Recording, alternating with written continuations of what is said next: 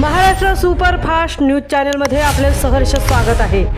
खास सत्याची धार लेखणीची महाराष्ट्रातील ताज्या आणि वेगवान बातम्या पाहण्यासाठी आपल्या हक्काचे चॅनल शेअर करा, लाईक करा आणि सबस्क्राइब करा।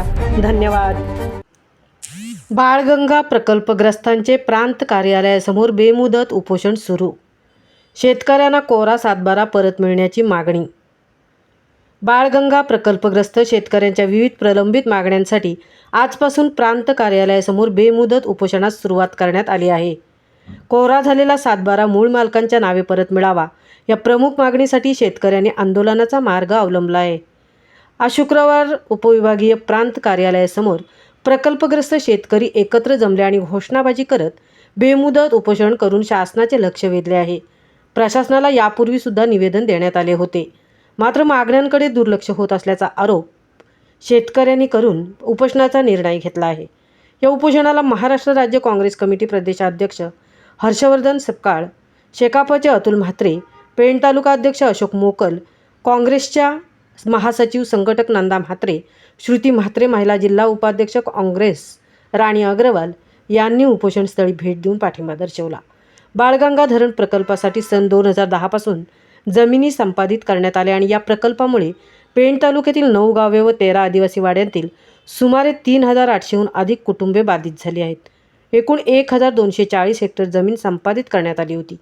न्याय, नुकसान भरपाई व पारदर्शकतेचा हक्क अधिनियम 2013 मधील कलम 101 नुसार 5 वर्षात वापरात न आणलेली संपादित जमीन मूळ मालकांना परत देण्याची तरतूद आहे। बाळगंगा प्रकल्पासाठी संपादित केलेल्या जमिनीला आज 16 वर्षे पूर्ण झाली असून अनेक जमिनींचे 7-12 उतारे कोरे झाले आहेत। त्यामुळे संबंधित जमीन पुन्हा शेतकऱ्यांच्या नावे करण्यात यावी अशी मागणी आंदोलनकर्त्यांनी केली आहे।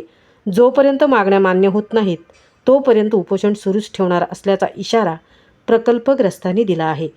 महाराष्ट्र सुपरफास्टसाठी धनाजी घरत, सहतृप्ती भोईर, पेण। व्यापक भूमिकेतून मी आपल्याशी संवाद साधला। तो साधत असताना आपलं जे निवेदन आहे आणि आपल्या ज्या मागण्या आहेत या मागण्यांच्या व्यतिरिक्त कुठेही वेगळं काही विषय काढण्याचा हा अजिबात प्रश्न नाही। या आपल्या ज्या मागण्या आहे या मागण्याला संपूर्णतः आमचा पाठिंबा आहे, माझ्या पक्षाचा पाठिंबा आहे। या संदर्भात आपण सर्वांनी भूमिपुत्रांनी एकत्र राहावं, अत्यंत सभ्यतेने शांततेने चर्चा करावी आणि आपल्यामध्ये फूट असली पाहिजे, कन्फ्युजन झालं पाहिजे याकरता वेगवेगळे माध्यमं आज कार्यरत आहे। त्यांच्या ट्रॅपमध्ये आपण अजिबात फसू नये। राहायला मी एका अशा कार्यकर्ता तर आहेच, मात्र मी अशा जबाबदारीवर आहे की गेल्यानंतर महाराष्ट्रातले आणि देशातले प्रश्न पत्रकार मला विचारणार आहात, तो त्यांचा अधिकार आहे आणि त्यांच्या विचारलेल्या प्रश्नाला माझं उत्तर देण्याचा माझा अधिकार आहे। त्यामुळे इथे मी आलो जरूर या आंदोलकांना प्रकल्पांना भेट देण्याकरता आलो, मात्र जर कोणी प्रश्न विचारत असतील तर त्याचा आदर हा सर्वांनी ठेवला पाहिजे। तुर्तास हे आपलं जे निवेदन आहे या निवेदनाला माझा संपूर्ण पाठिंबा।